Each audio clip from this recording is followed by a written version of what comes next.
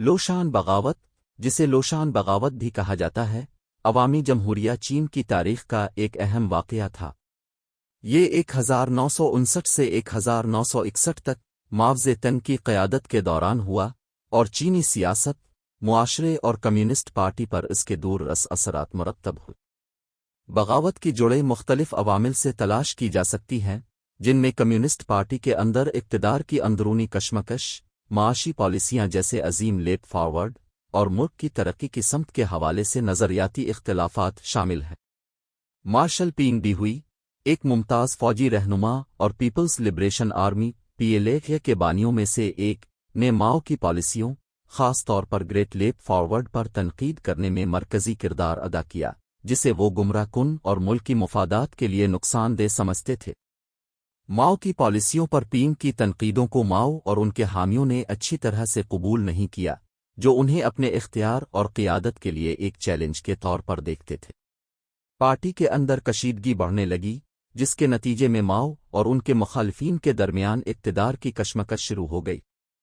صورتحال جولائی 1959 میں لوشان کانفرنس میں سامنے آئی، جہاں پینگ نے پارٹی کے دیگر رہنماؤں کے سامنے ماؤ کی پالیسیوں پر کھل کر تنقید کی۔ لوشان کانفرنس نے چینی سیاست میں ایک اہم موڑ کا نشان لگایا۔ ابتدائی طور پر کھلی تنقید اور بحث کی اجازت دینے کے باوجود، ماؤ نے اختلاف رائے کو دبانے اور اپنی طاقت کو مضبوط کرنے کے لیے تیزی سے حرکت کی۔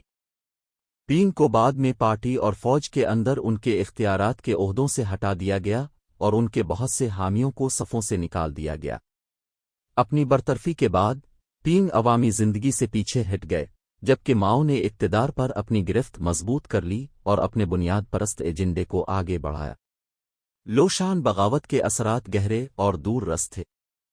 اس نے کمیونسٹ پارٹی کے غیر متنازع رہنما کے طور پر ماؤ کی پوزیشن کو مستحکم کیا اور اسے اپنی پالیسیوں کو آگے بڑھانے کے قابل بنایا، جس میں تباکن گریٹ لیپ فارورڈ بھی شامل ہے، جس کے نتیجے میں بڑے پیمانے پر قحط اور معاشی افراتفری پھیل گئی۔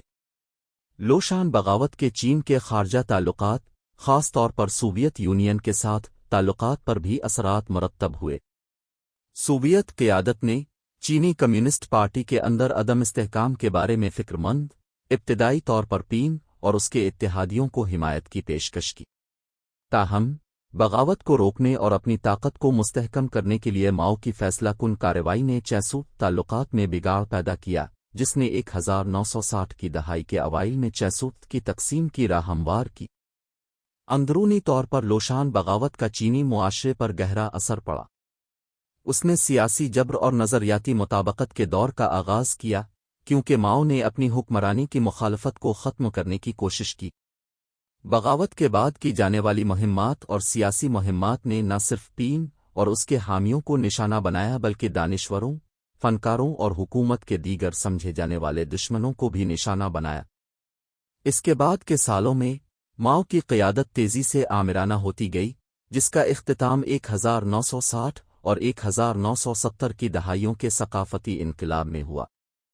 لوشان بغاوت کے واقعات نے ثقافتی انقلاب کے افراتفری اور تشدد کے پیش خیمہ کے طور پر کام کیا، کیونکہ ماؤ نے ایک بنیادی طور پر تبدیل شدہ سوشلسٹ معاشرے کے اپنے وژن کی پیروی جاری رکھی۔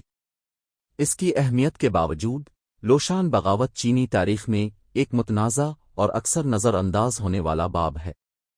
بغاوت کے سرکاری بیانات اس کی اہمیت کو کم کرتے ہیں اور اسے کمیونسٹ پارٹی کے اقتدار میں آنے کے بڑے بیانیے میں ایک معمولی واقعہ کے طور پر پیش کرتے ہیں۔